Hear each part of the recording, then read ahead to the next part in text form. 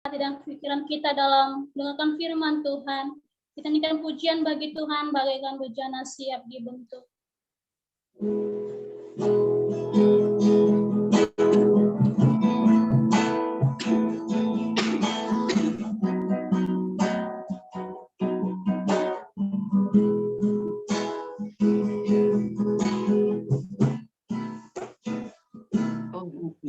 Bagaikan bejana siap dibentuk, demikian hidupku di tanganku, dengan urapan kuasa Rohmu, ku dibaharui selalu.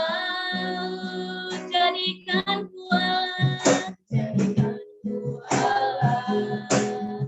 dalam rumah-Mu.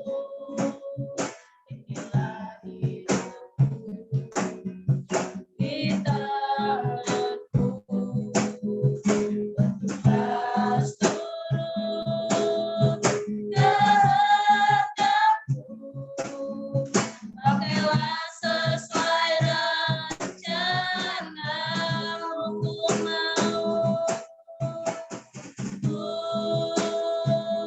mau seperti-Mu, Yesus, disempurnakan selalu dalam segenap jalanku, memuliakan nama-Mu. Ini kan pujian dari awal bagaikan bejana siap dibentuk. Bagaikan bejana siap dibentuk, demikian hidupku di tanganku, dengan urapan kuasa Rohmu, ku dibaharui selalu.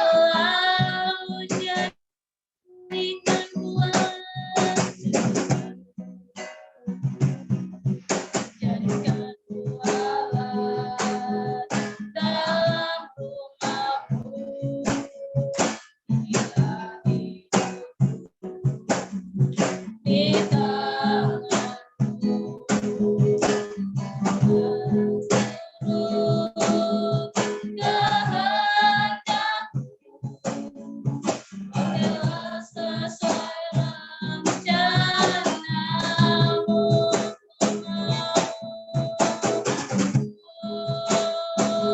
mau seperti-Mu, Yesus,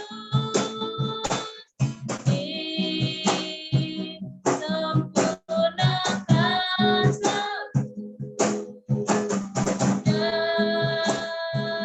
dalam segenap jalanku,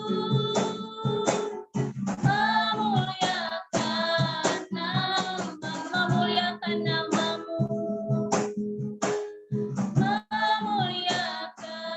nama-Mu, memuliakan nama-Mu, memuliakan nama-Mu. Kepada hamba-Nya dipersilakan. Ya, salam semuanya. Mari kita bersatu dalam doa. Bapa yang baik, kami mengucap syukur kepadamu pada pagi hari ini Tuhan. Kami bersyukur karena kehadiran-Mu di tengah-tengah ibadah kami pagi ini. Kami memohon biarlah kiranya Tuhan Engkau berkuasa atas setiap firman Tuhan, renungan kami pagi hari ini menjadi rema dalam hidup kami. Terus Tuhan berkarya dalam hidup kami. Terus Tuhan Engkau bekerja dalam pribadi kami.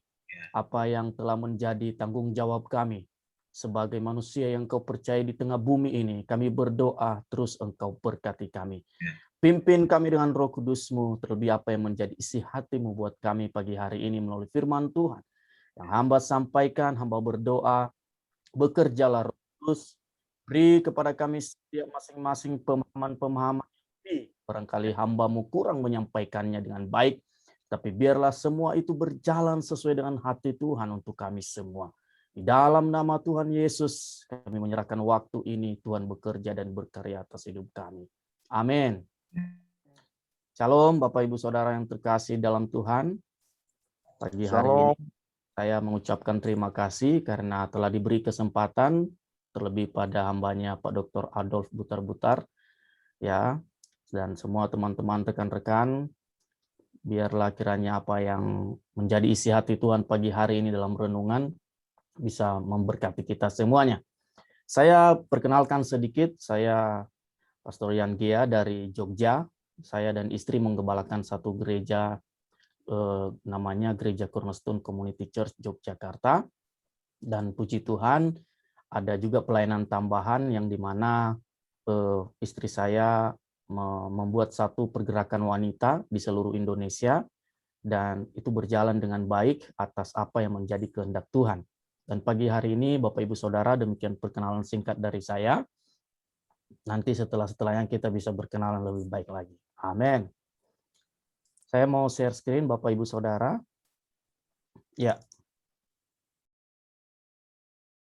Apakah screen saya sudah terlihat? Sudah Pak, sudah. Oke. Sudah Pak.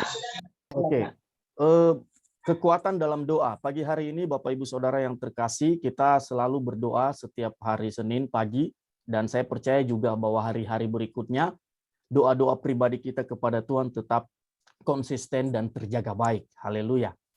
Makanya pagi hari ini saya rindu menyampaikan apa yang menjadi isi hati Tuhan melalui doa, bahwa di dalam doa saudara ada kekuatan, ya, kekuatan yang dimana Tuhan berkarya di dalamnya. Nah, kebanyakan orang berdoa itu asal seperti ini, ya. Saya slide next. Kita refleksi dulu. Jangan berdoa sekedarnya supaya kita tidak hanya buang-buang waktu, ya. Ini refleksi bagi saya dan bagi kita semuanya. Jangan berdoa sekedarnya supaya kita tidak hanya buang-buang waktu. Sebenarnya kesempatan yang Tuhan berikan buat kita itu bergantung setiap waktu yang 24 jam seharinya, saudara. Kita harus mengerti dulu, ya. 24 jam sehari Tuhan sudah sediakan. Apakah kita mau buang-buang waktu? Bersyukurlah pagi hari ini kita selalu diajak untuk berdoa sepakat, sehati. Nah, ini kekuatan doa dahsyat banget. Udah sepakat, sehati, seia mengharapkan pertolongan Tuhan di pagi hari ini. Refleksi yang kedua adalah berdoa berarti berharap Tuhan turut bekerja dalam kehidupan kita. Sebaliknya, tidak berdoa berarti mengandalkan kekuatan sendiri. Nah, yang kedua ini, di sini saya mengatakan begini Bapak Ibu Saudara yang terkasih. Orang yang berdoa, dia tahu bahwa bukan karena kekuatannya dia bisa hidup. Ya. Orang yang tidak berdoa, berarti dia tidak mengandalkan orang lain selain kekuatannya sendiri. Nah, ini konsep hidup yang salah. Makanya saya katakan, tidak berdoa berarti mengandalkan kekuatan sendiri. Kenapa kita berdoa? Setiap pagi, setiap siang, setiap malam kita berdoa. Karena apa? Karena kita bukan mengandalkan kekuatan sendiri. Nah, ini refleksi doa itu seperti itu. Ya, kita harus mengerti dulu. Kenapa saya berdoa pagi? Kenapa saya berdoa siang? Kenapa saya berdoa sepanjang waktu? Ya. Yang ketiga, karena melalui doa kita membangun hubungan yang baik dan intim dengan Tuhan. Saudaraku yang terkasih, ya, value doa itu banyak sekali. Ada 3 hal ini mengingatkan kita, refleksi. Bagaimana sejauh apa doa kita. Ya, kalau melalui doa kita membangun hubungan intim yang baik dengan Tuhan, puji Tuhan kalau kita mengerti hal itu. Ya, kita membangun hubungan yang baik dan intim dengan Tuhan. Saudaraku yang terkasih, ketika hubunganmu baik dengan Tuhan, saya bisa melihat apa saja yang kau minta, Tuhan kabulkan di dalam doa dan pengharapanmu. Karena apa? Yohanes 15 mengatakan, stay, siapa yang diam di dalam aku dan aku diam di dalam dia. Ya, ini tidak gampang. Sekali lagi, ini tidak gampang. Salah satu cara adalah doa. Untuk membangun hubungan saya dengan keluarga saya harus komunikasi melalui handphone setiap saat, paling tidak setiap hari. Paling tidak setiap minggu. Tapi ketika ada hubungan yang tidak baik, saya tidak pernah telepon, saya tidak pernah hubungi, berarti ada tanda tanya seperti apa hubungan kita. Jangan saat ada butuh uang baru kita telepon. Nah, ini yang saya katakan bahwa melalui doa kita membangun hubungan yang baik dan intim dengan Tuhan. Saya lanjutkan, Bapak Ibu Saudara yang terkasih, ya. Kita harus meneladani kehidupan doa Daniel. Kita melihat dulu, ya. Untuk melihat kekuatan dalam doa itu dahsyat sekali, kita melihat kehidupan doa Daniel, Saudara. Kenapa saya katakan bahwa meneladani kehidupan doa Daniel? Berarti bahwa Daniel punya kehidupan doa. Tidak hanya sekedar datang pagi berdoa, bersujud, tetapi lifestyle-nya dia sudah terbentuk, sudah memiliki hidup yang permanen di dalam doanya itu. Ya, saya lanjutkan. Daniel adalah orang Yehuda yang memiliki garis keturunan bangsawan. Dia bukan orang biasa, saudara. Ya, yang kedua, seorang yang masih muda. Ya, sama mungkin seperti kita hari-hari ini, masih muda. Generasi hidupnya masih muda. Hidupnya tidak bercelah. Perawakannya baik, berhikmat dan berpengetahuan. Dia pintar, saudara. Cakap bekerja. Nah, saya percaya bahwa adik-adik mahasiswa ya yang kuliah di Kataros, saya percaya bahwa nomor 2 ini ada di dalam diri kita.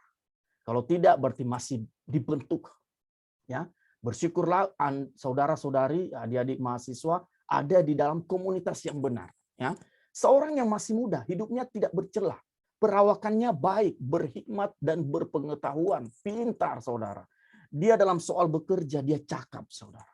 Nah, yang ketiga, Daniel ini melewati pendidikan terbaik di Istana Babel. Setelah dipanggil sama Raja Nebukadnezar, ya, mereka dididik, ya.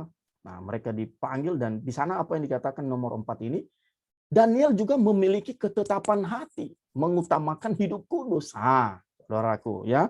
Apapun yang ditawarkan dunia, bahkan yang ditawarkan untuk melatih dia di dalam Istana Babel itu pun dia menolak. Kenapa? Dia menolak apa yang menjadi suguhan-suguhan yang bisa dikatakan makanan-makanan yang enak. Tetapi dia katakan apa? Saya lebih baik makanan yang sehat saja menurutnya dia sesuai dengan apa yang dikatakan Tuhan dalam kehidupannya. Memiliki ketetapan hati. Daniel punya sifat seperti itu. Nah, kita harapkan kita semua memiliki seperti ini juga. Yang kelima adalah 10 kali lebih cerdas, saudara, dari orang berilmu dan dari semua ahli campi saat itu. Nah, inilah pribadi Daniel dulu. Kita harus mengerti. Ya, Daniel yang punya 5 kriteria ini aja, saudara. Dia masih takut sama Tuhan. Ya, bagaimana dengan kita yang beribu-ribu pengetahuan? Yang beribu-ribu mungkin sedikit, saudara, pengetahuan kita, tapi kita menjadikan sombong diri. Ya, Daniel tidak memiliki hal itu. Saudaraku yang terkasih, di dalam doa tidak hanya sekedar kita datang mengungkapkan isi hati kita kepada Tuhan, tapi Daniel juga punya pola hidup yang benar di hadapan Tuhan. Makanya pagi hari ini saya rindu Tuhan mengingatkan kita. Kita punya pola hidup yang benar di dalam Tuhan. Melalui doa kita, itu adalah salah satu cara untuk kita bisa memiliki pola hidup yang benar itu.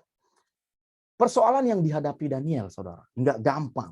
Ya, ada beberapa poin di sini, saya singkat saja untuk menjelaskannya. Ancaman akan dibunuh bukan hanya dia, tapi jikalau tidak dapat menerangkan mimpi raja, bukan hanya dia, banyak juga ahli-ahli saat itu, kalau tidak mampu, akan ancamannya dibunuh. Ya, di dalam Daniel 2, 5-6, 12 dan 13 sampai 13, saudara. Ini bukan ancaman yang biasa. Kalau raja sudah bertitah, pasti akan terjadi. Ya, kalau raja pasti akan dia lakukan. Tetapi puji Tuhannya, kita bisa melihat Daniel bisa menerangkan apa yang menjadi mimpi Raja Nebukadnezar. Bukan karena dia, tetapi karena kekuatan Allah.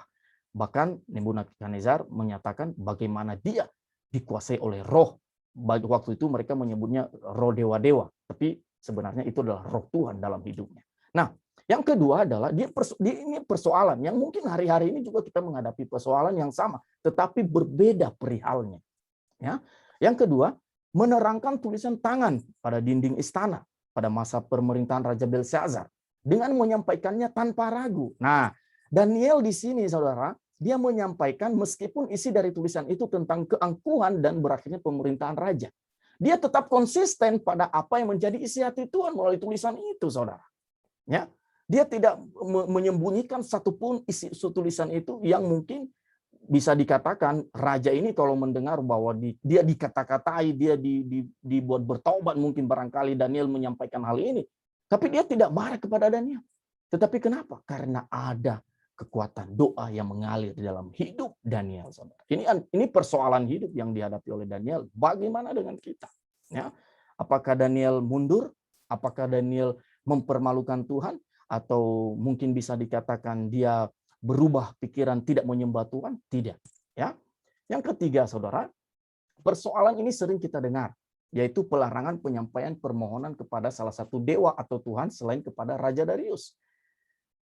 Daniel masuk ke gua singa itu karena dia secara aturan waktu itu dia melanggar, saudara. Dia melanggar demi nama Tuhan yang harus ditinggikan dalam dirinya. Nah, ini bisa dikatakan ini skenario daripada tua-tua para ahli-ahli waktu itu, orang-orang pintar yang bersama-sama dengan dia dalam kerajaan, supaya Daniel ini bisa jatuh, bisa tidak lagi berkuasa atau mungkin dipercayai oleh raja waktu itu. Tetapi anak Tuhan, apapun persoalan saudara, apapun rancangan manusia terhadap saudara untuk menjatuhkan saudara, percayalah, kekuatan doamu itu akan menentukan hidupmu ke depannya. Ya, Daniel telah melewatinya. Ya, Daniel telah melewatinya. Dia masuk ke gua singa. It's okay. Bukankah mungkin kalau kita berpikir, lah itu kan Daniel orang yang benar, orang yang takut Tuhan. Kenapa Tuhan tidak menghalangi singa? Atau mungkin menggagapkan semua orang-orang itu untuk tidak menjerumuskan dia dalam ke gua singa? Tidak. Tetapi Daniel taat. Ini saya katakan sekali lagi. Dalam kehidupan Daniel taat. Baik di dalam pemerintahan, dalam aturan itu, maupun kepada Tuhan. Ya, makanya Daniel dilempari gua singa, Daniel pun tidak tergoyahkan imannya kepada Tuhan. Tetap mengikuti aturan yang berlaku. Yang keempat, saudara, persoalan Daniel dan teman-temannya, perapian yang menyala-nyala. Oh, ini nggak gampang, saudara. Ya, bayangkan kalau misalnya depan rumah kita ada orang mendatangi, langsung turun kau Payan, turun kau. Waduh, bagaimana ini? Tetapi Nebukadnezar mengatakan, mana mereka? Tadi saya melihat kok sepertinya masih ada. Inilah yang saya katakan. Kehidupan Daniel menjadi dampak bagi orang supaya mereka mengenal Tuhan. Perapian yang menyala-nyala. Tuhan mengadakan pembelaannya. Dalam Daniel 3:24-30. Bapak Ibu Saudara yang terkasih. 4 case ini dalam kehidupan Daniel. Dia menghadapinya dengan kekuatan doa, saudara. Bagaimana Daniel melewati persoalan? Yang pertama, ya, Daniel 2:17-18. Kemudian pulanglah Daniel dan memberitahukan hal itu kepada Hananya, Misael dan Azaria temannya, dengan maksud supaya mereka memohon kasih sayang kepada Allah semesta langit mengenai rahasia itu, supaya Daniel dan teman-temannya jangan dilenyapkan bersama-sama orang-orang bijaksana yang lain di Babel. Ini yang saya katakan, saudara. Daniel pun juga perlu dipenuhi dengan kebijaksanaan untuk mencari hadirat Tuhan. Ya, dia tidak sekonyong-konyong karena sudah dipercayai, dia membawa diri, saya hebat, begini. Tidak, saudara. Dia punya kerendahan hati. Yang kedua, saudara, bagaimana Daniel melewati persoalan ini? Daniel, kita lihat di 6:11-12, pasal 6:11-12. Demi didengar Daniel bahwa surat perintah itu telah dibuat, pergilah ia ke rumahnya. Ya, dalam kamar atasnya ada tingkap-tingkap yang terbuka ke arah Yerusalem. 3 kali sehari ia berlutut, berdoa serta memuji Allahnya seperti yang biasa dilakukannya. Lalu orang-orang itu bergegas masuk dan mendapati Daniel sedang berdoa dan bermohon kepada Allahnya. Saudaraku yang terkasih, Daniel punya attitude di dalam berdoa. Daniel punya pola hidup di dalam doa. Dia bisa melakukannya dalam kesehariannya. Di sini dinyatakan bahwa seperti yang biasa dia lakukan. Artinya bahwa Daniel tidak berdoa ketika hanya melewati persoalan dan tantangan. Tetapi Daniel memang gaya hidupnya, dia sudah mengadakan dan melakukan style hidup di dalam doa. Makanya tidak heran, saudara, Daniel ini punya kekuatan yang lebih daripada orang-orang yang di sekitarnya saat itu. Saya lanjutkan, Bapak Ibu Saudara. Doa adalah kekuatan Daniel dalam menghadapi persoalan. Bagaimana dengan kita? Ya, Daniel waktu dia mau dimasukkan di dalam gua singa, direncanakan ketika itu, apa yang terjadi? Dia berdoa, saudara. Dia tidak gerasa kerusuk, dia tidak cari, oh tolong, oh bagaimana, oh ada siapa di sana. Tidak, saudara. Dia berdoa, dia naik seperti yang di ayat tadi, saudara. Bahwa di dalam atas kamarnya ada tingkap-tingkap yang terbuka. 3 kali sehari ia berlutut dan berdoa serta memuji Allah seperti yang biasa dia lakukan. Artinya bahwa doa adalah kekuatan Daniel. Dia hanya mengeluh kepada Tuhan. Dia hanya menyampaikan keluhannya kepada Tuhan. Dia hanya menyampaikan isi hatinya dan apa yang dia hadapi kepada Tuhan. Bukan kepada manusia. Bukan kepada siapapun. Karena dia tahu pertolongannya hanya dari Tuhan. Doa adalah kekuatan Daniel dalam menghadapi persoalan. Bagaimana dengan kita? Saya lanjutkan, Bapak Ibu. Kehidupan Daniel. Kehidupan doa dalam doa Daniel. Yang pertama, Daniel berdoa tidak hanya di saat datangnya persoalan hidup. Ini yang saya katakan tadi. Kita jangan berdoa sekedarnya, saudara. Saudara rugi kalau hanya berdoa sekedarnya. Ya, saudara rugi. Kenapa? Saya pernah mengalaminya. Ya, pagi saya berdoa, malam saya berdoa, subuh saya berdoa, saudara. Di masa-masa pandemi ini sulit untuk menghadapi. Hamba-hamba Tuhan menghadapi banyak kesulitan. Tetapi Tuhan mengingatkan saya, berdoa sungguh-sungguh. Ya, mau duniawi ini, orang, tetangga, saudara, sahabat, temanmu menilaimu kecil tentang doamu, biarkan saja, saudara. Fokus pada doamu terhadap Tuhan. Karena bukan manusia yang menentukan hasil doa, tetapi Tuhan. Amin. Bukan manusia yang menentukan hasil doa, tetapi Tuhan. Tetapi juga Tuhan melihat bagaimana proaktif kita di dalam doa. Ya, kehidupan doa Daniel, dia berdoa tidak hanya di saat datangnya persoalan hidup. Yang kedua, dia berdoa, dia berlutut dan memuji Tuhan. Wah, saudaraku yang terkasih, ini nggak gampang. Ya, orang yang mau berdoa dan berlutut serta memuji itu orang yang nggak ngantuk-ngantuk, saudara. Ya, coba bayangkan kalau saya yang ngantuk-ngantuk lagi memuji Tuhan. Tetapi kalau saya rindu hadirat Tuhan, rindu pemulihan, rindu ada mujizat, berdoalah, berlututlah, pujian penyembahan. Percaya saudara, saya sudah mengalaminya. Saudara juga bisa mengalami hal yang sama. Yang ketiga, saudara, berpuasa. Daniel melakukan puasa, saudara, di dalam Daniel 10:2-3.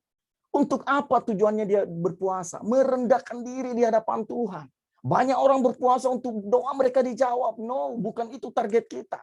Target kita berpuasa adalah merendahkan diri di hadapan Tuhan. Sehingga Tuhan mengatakan, engkau layak menerima jawaban doa, saudara. Haleluya. Ini yang harus kita mengerti. Saya lanjutkan, saudara. Saya buat satu kesimpulan buat kita. Inilah yang terakhir slide saya. Biarlah menjadi berkat buat kita. Berdoalah tidak hanya di saat datangnya persoalan hidup. Ya, ini untuk kesimpulan buat saya dan saudara semua. Berdoalah tidak hanya di saat datangnya persoalan hidup. Jadikanlah doa lifestyle kehidupan pribadi kita. Berhenti berdoa berarti berhenti membangun hubungan yang baik dengan Tuhan. Saudaraku yang terkasih, sudah berapa lama saudara tidak berdoa sungguh-sungguh? Perhatikan, itu tanda-tanda bahwa hubunganmu dengan Tuhan tidak sedang baik-baik saja. Tapi kalau setiap hari engkau berdoa dengan sungguh-sungguh, seriously dalam lifestyle hidup saudara, saya percaya engkau baik-baik dengan Tuhan. Dan kalau engkau hubungan baik dengan Tuhan, satu connecting saja, Tuhan akan menjawab saudara. Dengan hikmat, dengan kuasa, dengan otoritas, dengan urapan, Tuhan akan melimpahkannya kepadamu. Yang kedua, selalu angkat hati sepanjang waktu dalam pujian dan penyembahan kepadanya. Ini yang saya katakan bahwa lifestyle. Ya, lifestyle itu bukan saat datang doa pagi terus minta sama Tuhan dalam doa, no. Tapi selalu angkat hati, a long day, a long times. Selama sewaktu itu, saya mengingatkan saudara, Bapak Ibu saudara semua, dan saya juga, bahwa ketika saya saja tidak mengangkat hati untuk pujian penyembahan sehari itu, pikiran itu kemana-mana, saudara. Ini saya katakan bahwa ketika kita mengangkat hati sepanjang waktu, mengangkat pujian penyembahan kepada Tuhan, itu kita sedang membawa pikiran kita di dalam pikiran Kristus. Ini sedang membawa roh kita yang menyala-nyala karena roh Allah dalam hidup kita. Makanya kita bisa berada di dalam dimensi kerajaan Allah, dimensi daripada apa yang menjadi kehendak Tuhan dalam hidup kita. Yang ketiga adalah Ambil waktu khusus. Saya sebagai hamba Tuhan, meskipun pemimpin di dalam gereja lokal, saya juga ambil waktu, saudara. Berdoa, berlutut, penyembahan. Wah, ini untuk apa? Ini supaya Tuhan lebih melihat kita dan terlebih hati kita tunduk di dalam hadirat Tuhan, saudara. Kita melepaskan semua beban-beban palsu yang mungkin kita hadapi dalam sehari, sebulan, setahun. Ambil waktu berdoa, berlutut, penyembahan. Masalah apapun persoalan apapun yang saudara hadapi. Hari ini mungkin ada perlu keuangan untuk membayar ABCZ. Ambil waktu berdoa khusus, berlutut, penyembahan. Kalau ada ruangan khusus berdoa, datang ke sana, saudara. Saya mempraktekkan kepada beberapa pengerja di gereja. Saya katakan, ini ada buku 1.0, tulis di sana. Kalau setiap Sabtu engkau turun dalam pelayanan, tulis apa doamu. Apa yang kau dapat, apa firman Tuhan yang Tuhan kasih rema dalam hidupmu. Kenapa, saudara? Ini memicu, ini mengharuskan mereka mengambil waktu khusus, tidak lagi berpikir yang lain-lain dulu. Barang 1 jam saja, ambil waktu berdoa, berlutut, penyembahan kepada Tuhan. Supaya engkau connecting dengan Tuhan. Yang keempat, saudara, ambil waktu berpuasa. Berpuasa untuk apa? Merendahkan diri di hadapan Tuhan. Biarkan Tuhan yang bekerja di atas kita. Biarkan Tuhan yang memimpin hidup kita melalui hikmat-hikmat yang Dia curahkan dalam pikiran kita. Sehingga kita bisa di dalam hadirat Tuhan. Demikian saja. Terima kasih kiranya renungan ini dapat menjadi rema dalam kehidupan kita semua. Amin.